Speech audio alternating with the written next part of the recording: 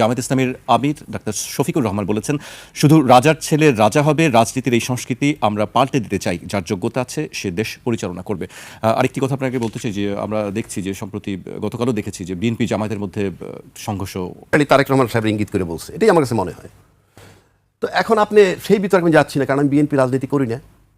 যেমন ভাই কিছু জামাত নিয়ে অনেক কথা বললো, আমি এটা রিপ্লাই দিতেও রাজি না। এই সমস্ত ক্ষেত্রে এখন যেহেতু মাঠে বিএনপি জামাতের একটা লড়াই চলছে, তাদের একজন লোক আনলে ভালো হয়। তবে আমি ব্যক্তিগতভাবে আমি যেটা মাঠে দেখি, আমার কাছে মাঠে কোনো রাজনীতি মনে হচ্ছে না, মাঠে মনে হচ্ছে জামাত আর বিএনপি একটা লড়াই চলছে। কিন্তু একটু বলে রাখি, আপনি বলছেন যে জামায়াতের লোক হলে ভালো, অনেকে আমাদেরকে দায়ী করেন যে কেন জামায়াতের প্রতিনিধি থাকে না। আমরা চেষ্টা করি সবসময় তাদের সাথে, যাই হোক ওটা আমার সাবজেক্ট, তারা খুব একটা আমরা পাই না। আপনি রাজার ছেলে রাজা হবে ভিন্ন কথা, কিন্তু আপনার রাজনৈতিক দলের ভিতরে একটা সিস্টেম থাকতে হবে।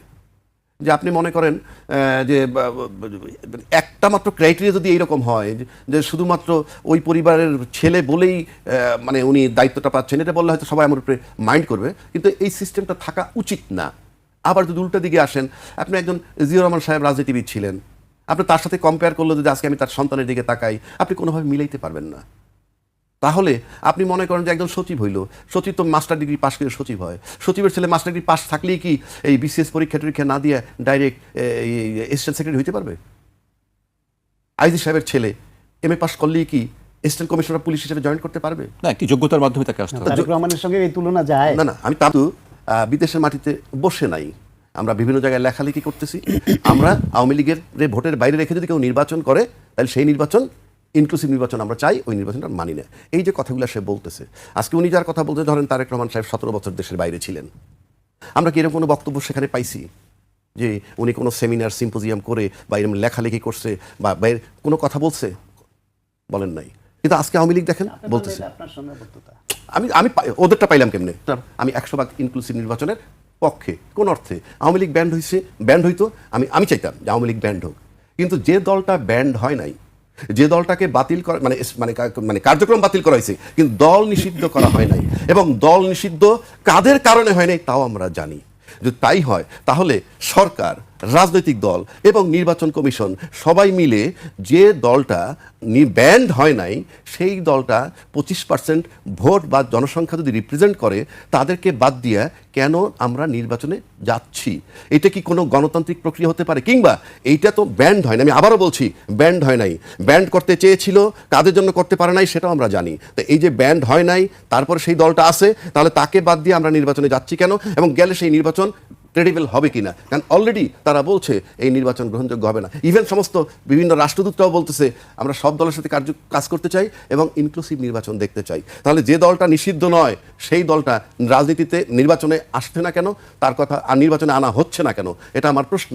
এবং তাকে বাদ দিয়ে নির্বাচন হবে কেন? সে 25% লোক, তাদের কথিত মতে 35, কমাই দিলাম 25% ভোটার মানে 25% পপুলেশন, তাকে নির্বাচনে বাদ দিয়ে নির্বাচন হচ্ছে কেন এই দেশে? সেটা নির্বাচন কমিশন এবং অন্যান্য রাজনৈতিক দল এবং সরকার তিনজনের একটা ঐক্যমত্যের উত্তর আমরা চাই, যে এটা তো আপনি করতে পারেন না। হয় নিষিদ্ধ করবেন, নিষিদ্ধও করবেন না, আবার কার্যক্রম নিষিদ্ধ করে তাকে নির্বাচনে আনবেন না।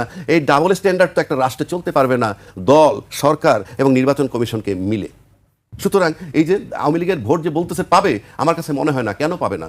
তারা নীরব থাকবে, কারণ আওয়ামী লীগের বৈশিষ্ট্যটা আমরা জানি। এবং আওয়ামী লীগ এইটা চাইবে যে আজকে যারা আওয়ামী লীগের জায়গা দখল করতে চাচ্ছে রাজনীতির নামে, তারা খুব কনফিডেন্ট আমাকে ভোট দিবে। আপনি যতই আওয়ামী লীগের জায়গা যে যত বেশি দখল করবে, আওয়ামী লীগের ভোট সে পাবে না। কারণ আওয়ামী লীগ চাইবে না অন্য একটা দল আইসা তার জায়গায় থাকুক এবং সে আবার 5 বছর দিন আউট হয়ে যাক।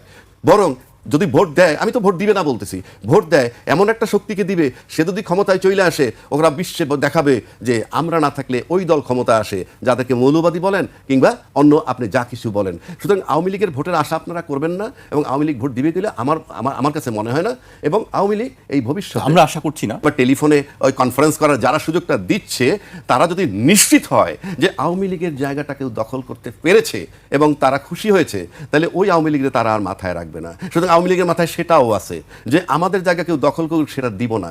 আর যদি কেউ দখল করতে পারে, তাহলে সোনায় সোহাগা। তাহলে আপনাকে লক্ষ্য রাখতে হবে যে এরশাদ সাহেব 9 বছর ক্ষমতায় ছিল এবং শেখ হাসিনা 15 বছর ক্ষমতায় ছিল, একটানা বলতেছি। তারপরে এই যে 91 ছিল, সেটা অন্য চ্যাপ্টার। এই যে ছিল, কিভাবে ছিল, কেন ছিল? জিয়াউর রহমান সাহেব 4.5 বছরের পর থাকতে পারেননি, বঙ্গবন্ধু 3.5 বছরের মধ্যে শেষ হয়ে গেছেন, বেগম খালেদা জিয়া 2টা টার্ম থাকার পর তারপরে কিন্তু একটা সার্টেন টাইম তাকে আর ক্ষমতায় যাইতে দেয়া হয় নাই এবং তার উপরে যথেষ্ট জুলুম নির্যাতন করেছে। কেন করেছে? ওই যে শেখ হাসিনার জায়গা কিংবা এরশাদের জায়গা দখল করতে পারে নাই। সুতরাং আগামী রাজনীতিতে এই এরশাদের জায়গা যিনি দখল করতে পারবেন সে হয়তো 9 বছর ক্ষমতায় থাকবেন, শেখ হাসিনার জায়গাটা যে দখল করতে পারবেন সে হয়তো 15 বছর ক্ষমতায় থাকবেন। এইরকম চিন্তা ভাবনা যদি করে থাকেন তাহলে এই দেশের মানুষ সহ্য করবে না, নাম্বার ওয়ান। আর হাসিনা সরকার অ্যালাউ করবে না যে আমার জায়গা অন্য কেউ দখল করুক। সুতরাং নির্বাচনটা সামনে খুব সহজ না, খুব মসৃণ না যে একেবারে আপনি খুব স্মুথলি চলে যাবেন আর ওই জায়গা দখল করে থাকবেন। থাকতে হবে জনসমর্থন নিয়ে, জনগণের মন জয় করে এবং ভোট ক্যাচিং বক্তব্য দিয়ে, ইউটার্ন নিয়ে আপনি আপনার স্ট্যান্ড চেঞ্জ করেই যে একেবারে 15 বছর হাসিনা ক্ষমতায় থাকবেন কিংবা 9 বছর হাসিনা এরশাদের মতো ক্ষমতায় থাকবেন, আমার মনে হয় না সেটা সম্ভব। সুতরাং সামনে খুব কঠিন পরিস্থিতি। যদি সুষ্ঠু নির্বাচন বলতে যা বোঝায় সেটা 50-60% যদি হয়, আমি আওয়ামী লীগের ভোট বাদ দিয়ে রাখলাম এক সাইডে, ধরে নিব, এটা তো কাল্পনিক। যদি সুষ্ঠু নির্বাচন 50-60% হয়, আমি নিশ্চিত করে বলে দিচ্ছি 2/3 মেজরিটি কেউ পাবে না, সিঙ্গেল মেজরিটি পাবে, সে যে দলই পাক। এটা গেলে সুষ্ঠু যদি হয়। আর দুইটা পদ্ধতি আছে, একটা কারচুপি আর একটা ইঞ্জিনিয়ারিং। এই দেশের মানুষ গোলায় ফেলে কারচুপি কোনটা আর ইঞ্জিনিয়ারিং কোনটা। কারচুপিটা হইল দলের নেতা কর্মীরা করে, দিনের ভোট রাত্রেও যদি করেন, ওই যে আটকাইয়া সেন্টার দখল করলে সিল সাপ্পর মাইরা ব্যালট বাক্সে ঢুকানো, ইঞ্জিনিয়ারিংটা ভেতরে, এটা হলো দলীয় নেতা কর্মীরা করে। আপনি নিশ্চিত থাকতে পারেন 90% কন্ট্রোল হবে, কারণ মোরাল কারেজ নাই বহু লোকের যারা এটা করতে যাবে। দুটোই হবে, কারচুপিও হবে, ইঞ্জিনিয়ারিং হবে, এর আশঙ্কা। কারচুপিটা হওয়ার সম্ভাবনা নাই 90%, ওইটা বলছি। এইবার আসেন ইঞ্জিনিয়ারিং। ইঞ্জিনিয়ারিংটা করে কারা? ইঞ্জিনিয়ারিংটা কোনো রাজনৈতিক দল করে না, ক্ষমতাও নাই।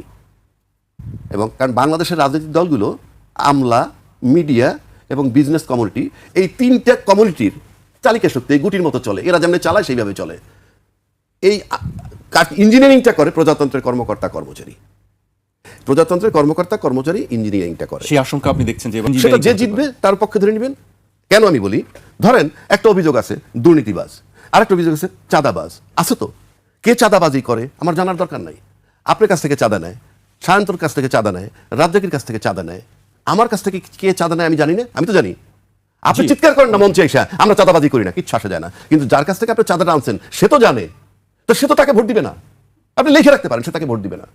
তো সেরকম একটা জরিপ করে দেখেন যে ওইভাবে যে একটা চিন্তা করতে পারেন, তাহলে তো আপনি বুঝতে পারতেছেন যে চাঁদাবাজি কারা করতেছে, দুর্নীতি কারা করতেছে, বক্তব্যের ধরন দেখে আমরা বুঝতেছি সামনে কে ক্ষমতা আসলে কি হতে পারে। তো সুতরাং আপনি তারপরে যদি 2/3 মেজরিটি নিয়ে কোনো দল ক্ষমতা, ইঞ্জিনিয়ারিং সুনিশ্চিত। ইঞ্জিনিয়ারিং ছাড়া বাংলাদেশে বর্তমান প্রেক্ষাপটে কেউ 2/3 মেজরিটি পাবে।